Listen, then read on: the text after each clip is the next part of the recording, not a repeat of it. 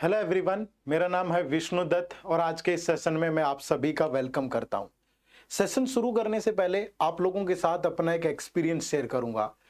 जब भी RBI grade B की नोटिफिकेशन आती है तो उस टाइम पे बहुत सारे लोग मुझे कॉल करते हैं या वेरियस चैनल्स के थ्रू मुझसे बात करते हैं, ईमेल के थ्रू या हमारे डिस्कशन फोरम पे कमेंट करते हैं या यूट्यूब वीडियोस पे कमेंट करके पूछते हैं कि सर नोटिफिकेशन आ गई है और अगले 1 से 1.5 महीने में पेपर है और क्वांट में ना बड़ी दिक्कत होती है।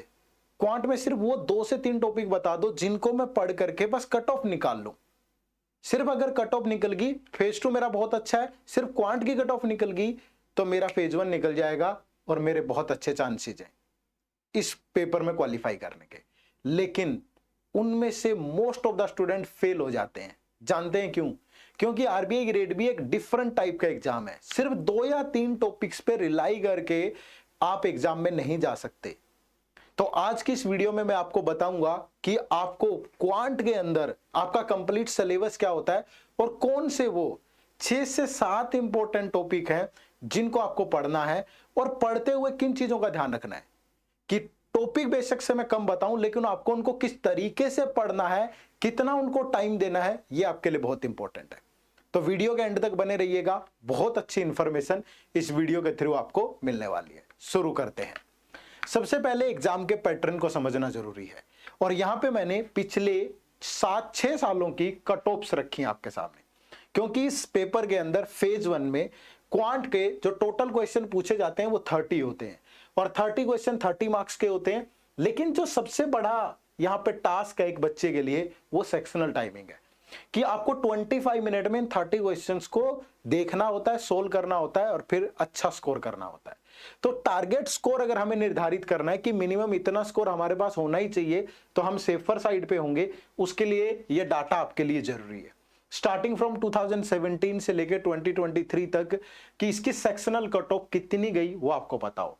अगर मैं बात करूं 2017 में इट वाज 4 मार्क्स, 18 और 19 में इट वाज 7.5 मार्क्स और in 2020 या 21 कह लो it was 6 marks and from last 2 years it was 4.5 marks. यानी आपको मिनिमम इतना स्कोर तो करना ही पड़ेगा 4.5 if you want to qualify from this particular section. तो आपका टारगेट स्कोर क्या होना चाहिए? अगर हम इस पूरे को एनालिसिस करें तो आपको क्वांट के अंदर टारगेट स्कोर 7.5 रखना है। अगर पेपर टफ आता है तो ये कट ऑफ कम भी जा सकती है, बट इससे अबव नहीं गई कभी भी तो पेपर मॉडरेट भी आ सकता है। मे भी हो सकता है कि आप बहुत लक्की हो तो इजी भी आ जाए, मे बी संभावनाओं का दौर है, आप समझिएगा इस चीज को। लेकिन अपना टारगेट स्कोर इतना जरूर रखिएगा। अगर आप बहुत कमजोर है तो इस वीडियो को देखो, क्वांट आपका बिल्कुल बिल्कुल मतलब इंटरेस्ट ही नहीं बनता। इस वीडियो को देखो एंड तक और इन्हीं टॉपिक पे फोकस करो। आगे शुरू करते हैं। इसके बाद कि पढ़ते हुए हमें किन चीजों का ध्यान रखना है कि आपने बता दिया सर इतना टारगेट करना है, तो जब हम स्टडी करना शुरू करें, अपनी प्रिपरेशन को शुरू करें तो किन टॉपिक्स पे फोकस करें, ये आपका सिलेबस है। जब भी आपकी नोटिफिकेशन आती है, नोटिफिकेशन में कहीं भी सिलेबस मेंशन नहीं होता। तो पिछले 7 इयर्स के एग्जाम्स के बेस पे पीवाईक्यू को एनालाइज करके मैं खुद एग्जाम दे रहा हूं। पिछले 3 से 4 साल से मैं एग्जाम हॉल में जाता हूं, देखता हूं और मुझे पता है कि उस एग्जाम स्ट्रेस को झेल करके क्वेश्चंस को सोल्व करना, बाहर बैठ के बात करना बहुत आसान है, उस एग्जाम प्रेशर में चीजों से डील करना बहुत मुश्किल होता है। ठीक है, तो मैंने देखा है कि किन टॉपिक से क्वेश्चन पूछे जाते हैं। This is not memory based जरूर है बट मेरा पर्सनल एक्सपीरियंस भी है ये। ठीक है, तो इन टॉपिक से क्वेश्चन पूछे जाते हैं, परसेंटेज से लेकर के आपका लास्ट में डाटा इंटरप्रिटेशन, क्वाड्रेटिक इक्वेशन और नंबर सिस्टम। ये आप देख पा रहे होंगे, थोड़ा सा छुप गया अगर स्क्रीन पे, तो इन टॉपिक से क्वेश्चन पूछा जाता है। बट इतने अगर टॉपिक आपको प्रिपेयर करने हैं, ये 20 टॉपिक प्रिपेयर करने में आपको 7 से 8 महीने लगेंगे। बट मुझे लगता है कि 7 से 8 महीने अगर आप ईएसआई को देते हैं, फाइनेंस को देते हैं, मैनेजमेंट को देते हैं तो आपके हाईली चांसेस हैं कि आप आरबीआई ग्रेड बी में मैनेजर बन जाओगे। क्वांट को देने की जरूरत नहीं है, इसको जस्ट क्वालिफाई करना है। एक बैरियर है, उसको लांघना है सिर्फ। ठीक है, तो किन इंपॉर्टेंट टॉपिक पे फोकस करें, एनर्जी ज्यादा लगाइए लेकिन कम चीजों पे लगाइए, सो दैट आप उनको इतना पक्का कर लें कि उनसे कैसा भी क्वेश्चन पूछे आप सोल्व कर पाए। तो ये आपके 10 इंपॉर्टेंट टॉपिक हैं। ठीक है, अब आप कहोगे सर आपने तो बोला था 6-7 ही पढ़ने हैं। 6-7 भी पढ़ सकते हो, लेकिन एक सेफर साइड के लिए मैंने आपको एक आइडिया दिया है। ठीक है, तो कैसे इनको किस सीक्वेंस में पढ़ना है, कहां से पढ़ना है, मैं आपको बताऊंगा। सबसे पहले ध्यान रखिएगा, सिंप्लीफिकेशन इसी सीक्वेंस में पढ़ना है, इसी से शुरुआत करिए, फिर number series, quadratic equation, percentage, ratio, data interpretation, profit loss, simple and compound interest, time and work, time speed distance. लेकिन ये टॉपिक 6-7 ही हैं अभी भी, तो लेकिन पढ़ना कैसे है और ये इंपॉर्टेंट भी क्यों है, पहले थोड़ा सा उस पर बात करेंगे और फिर पढ़ना कैसे है वो भी मैं बताऊंगा। ठीक है, तो ये एक एनालिसिस है मेरे पास। पास्ट 6 इयर्स के पेपर मैंने उठाए और किस टॉपिक से कितने क्वेश्चन पूछे गए। अगर मैं बात करूं सिंप्लीफिकेशन और नंबर बेस्ड चीजों से, लास्ट ईयर 1 क्वेश्चन है, यहाँ 2 क्वेश्चन है, यहाँ 5 क्वेश्चन है, यहाँ 1 क्वेश्चन है। नंबर सीरीज से 3 लगभग हर साल क्वेश्चन आते हैं। क्वाड्रेटिक इक्वेशन से लगभग हर साल क्वेश्चन आते हैं। सबसे इंपॉर्टेंट डाटा इंटरप्रिटेशन है और बच्चों को डर लगता है, बोलते हैं कि सर रीजनिंग में अरेंजमेंट और पजल छोड़ दें और क्वांट में डीआई छोड़ दें तो क्या हम कर पाएंगे। आराम से कर सकते हो, लेकिन कहां फोकस करना है अभी चर्चा करेंगे स्ट्रेटेजी पे। ठीक है, तो डीआई आपका, उसके बाद परसेंटेज से, और परसेंटेज और रेशियो से इतने क्वेश्चन भी नहीं आते, फिर भी मैंने आपको पढ़ने को बोला है। क्यों बोला है बताऊंगा अभी, लेकिन इसमें एक ऑथेंटिक डाटा आपके साथ शेयर कर रहा हूं, इसको समझिएगा और तब जाकर के आप इस मुद्दे पे पहुंचिएगा कि मैंने आपको क्यों बोला है कि आपको इन्हीं टॉपिक पे फोकस करना है। ठीक है, उसके बाद अब बात करें कि सर जो इंपॉर्टेंट टॉपिक आपने बताए, आपने 6-7 बोला था, तो 6-7 ही टॉपिक हैं ये 10 टॉपिक नहीं है, ये 6-7 ही है। जब आप सिंप्लीफिकेशन पढ़ेंगे तो सिंप्लीफिकेशन तो आपकी बेसिक नीड है, क्योंकि बिना सिंप्लीफिकेशन के आप क्वांट को एज्यूम ही नहीं कर सकते। ठीक है, यानी कि अगर आपकी टेबल नहीं होगी थोड़ी बहुत, आपको मल्टीप्लाई नहीं करना आता होगा, आपको डिवाइड नहीं करना आता होगा, आपको स्क्वायर नहीं आते होंगे, आपको क्यूब नहीं आते होंगे थोड़े बहुत, तो आप कैसे कैलकुलेट करोगे। आपकी कैलकुलेशन बहुत वीक होगी और 25 मिनट में चीजों को सोल्व करना आपके लिए आसान नहीं होगा। ठीक है, तो ये एक बहुत ही बेसिक चैप्टर है।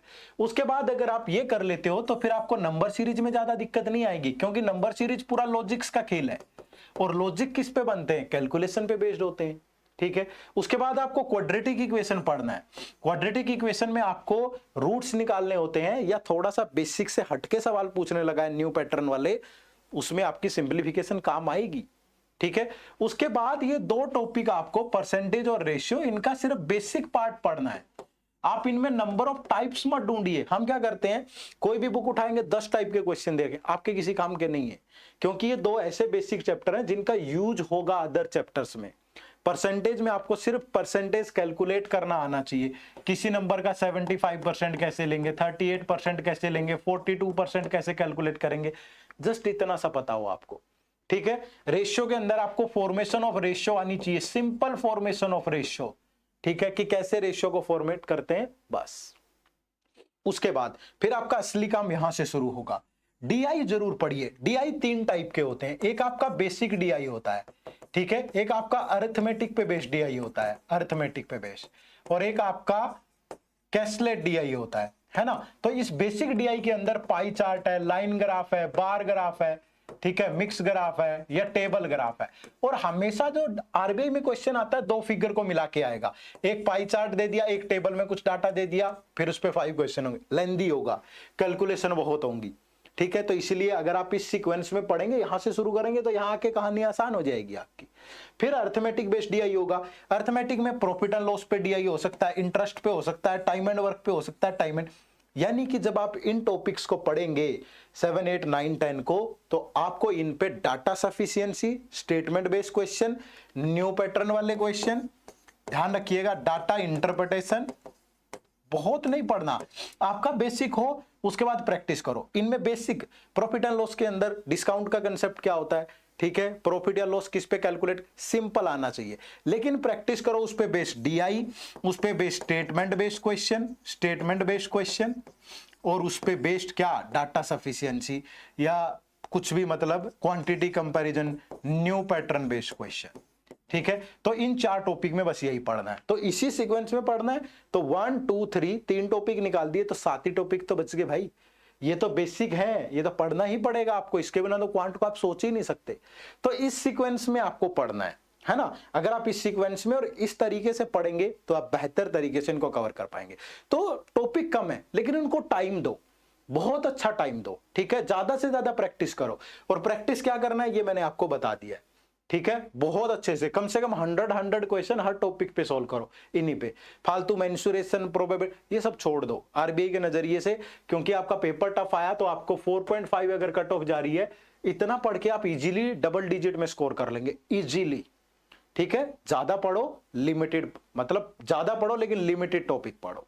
ठीक है, तो क्या आपकी स्ट्रेटेजी होनी चाहिए? सबसे पहली चीज, अगर मैंने कम टॉपिक बोला है, इनको बेसिक से शुरू करना है, ये ध्यान रखिएगा, बिल्कुल बेसिक से। छोटी छोटी टर्मिनोलॉजी, छोटी छोटी बातें आपको पता होनी चाहिए। ठीक है, लेकिन ये चीज ध्यान रखिए, सिर्फ बेसिक इनफ नहीं है। ये कोई क्लरिकल लेवल का एग्जाम नहीं है बैंकिंग का कि डायरेक्ट उसी जो कोई आप शॉर्टकट सीख रहे हैं, कोई छोटी मोटी चीजें उस पर सवाल होगा, नहीं। आपकी कंसेप्चुअल अंडरस्टैंडिंग होनी जरूरी है। तो इसीलिए हमेशा न्यू पैटर्न के क्वेश्चन जरूर प्रैक्टिस करें। ठीक है, बेसिक जरूरी है एक टाइप की अंडरस्टैंडिंग के लिए, लेकिन अगर आपने अपडेटेड पैटर्न के क्वेश्चन प्रैक्टिस नहीं किए तो आप फेल हो जाएंगे। ये चीज ध्यान रखिएगा, जैसे मैंने बताया वैसे प्रिपेयर करिए। उसके बाद do not take it easy. ये बहुत सारे लोग सोचते हैं कि मैंने तो आईबीपीएस का पेपर दिया है, मैंने एसबीआई का क्लरिकल एग्जाम क्लियर किया था, मैंने फला कोई स्टेट का पेपर दिया है, तो मेरी तो क्वांट और रीजनिंग बहुत स्ट्रांग है। नहीं, आप उससे कंपेयर मत करिए। आप एक बार पिछले 2-3 साल के पेपर उठा के देखिए आरबीआई के, तो आपको पता चलेगा कि लेवल क्या है। ये सबसे बड़ी भूल है जो हम लोग करते हैं कि हम बहुत इजीली ले लेते हैं पेपर्स को। ठीक है, तो ध्यान रखिए आरबीआई वैसे टाइप का पेपर नहीं है। बात समझ में आई सबको? चलो, तो आप इन टॉपिक्स को बहुत बेहतर तरीके से प्रिपेयर कर सकते हैं। हमारे साथ जुड़िए। आरबीआई ग्रेड बी के लिए हमने 2 कोर्सेज लॉन्च किए हैं। पहला कोर्स हमारा गोल्ड पैक है, जिसमें आपको सब कुछ मिलेगा। डे 1 से आपकी सिलेक्शन तक की हर एक स्टेप की जिम्मेवारी हमारी है। फेज 1 बहुत अच्छे से प्रिपेयर होगा, चाहे आपका क्वांट है, रीजनिंग है, इंग्लिश है, उसके सेक्शनल टेस्ट है, फुल लेंथ टेस्ट है, करंट अफेयर है, सब कुछ। फेज 2 में चाहे डिस्क्रिप्टिव आंसर राइटिंग है, चाहे आपका ऑब्जेक्टिव वाला पार्ट है, फाइनेंस है, मैनेजमेंट है, ईएसआई है, सब कुछ मिलेगा। इंटरव्यू गाइडेंस भी हमारी तरफ से रहेगी, सब कुछ आपको, ये कंप्लीट पैकेज है। लेकिन जो हमारा सिल्वर पैक है, इसमें आपको फेज 1 में सिर्फ जीए मिलेगी, क्वांट, रीजनिंग, इंग्लिश वाला पार्ट नहीं मिलेगा। फेज 1 के मॉक टेस्ट भी नहीं मिलेंगे। फेज 2 का सब कुछ मिलेगा, इंटरव्यू गाइडेंस रहेगी। ठीक है, फेज 1 की सिर्फ जीए मिलेगी। तो आप कुछ सैंपल मटेरियल भी डाउनलोड कर सकते हैं। आपको इसी वीडियो के डिस्क्रिप्शन में जाना है, जाकर के देखिए कि एडुटैप का मटेरियल कैसा है, और अपने आप को परखिएगा, जांचिएगा, और हमसे जरूर जुड़िएगा। लिंक वीडियो के डिस्क्रिप्शन में है। उसके बाद अगर आपको बहुत सारे इश्यू आ रहे हैं आरबीआई ग्रेड बी से रिलेटेड, आपको प्रीवियस ईयर पेपर चाहिए, आपको सोर्सेज जानने हैं, आपको स्ट्रेटेजी जाननी है, तो ये हमारी कॉम्प्रिहेंसिव गाइड बुक है। ठीक है, आपको इसमें पीवाईक्यू का लिंक मिल जाएगा, आपको इसमें सोर्सेज वगैरह के बारे में इंफॉर्मेशन मिल जाएगी, एक सिक्स स्टेप स्ट्रेटेजी फॉर्मूला मिल जाएगा। तो इस गाइड बुक को भी जरूर डाउनलोड करिएगा। इसका लिंक भी वीडियो के डिस्क्रिप्शन में है, और ये भी आप लोगों के लिए एब्सोल्युटली फ्री है। ठीक है, जरूर डाउनलोड करिएगा। तो थैंक यू एवरीवन, आप सबका बहुत बहुत शुक्रिया। कमेंट करके जरूर बताइएगा कि आप नेक्स्ट वीडियो किस सब्जेक्ट से रिलेटेड स्ट्रेटेजी पे देखना चाहते हैं। आपको फेज 1 के किसी उस पे चाहिए या फेज 2 के किसी सब्जेक्ट की स्ट्रेटेजी चाहिए, तो आप कमेंट करके जरूर बताइएगा। तो मिलते हैं बहुत जल्दी। आप सबका बहुत बहुत शुक्रिया। Thank you very much. जय हिंद, जय भारत।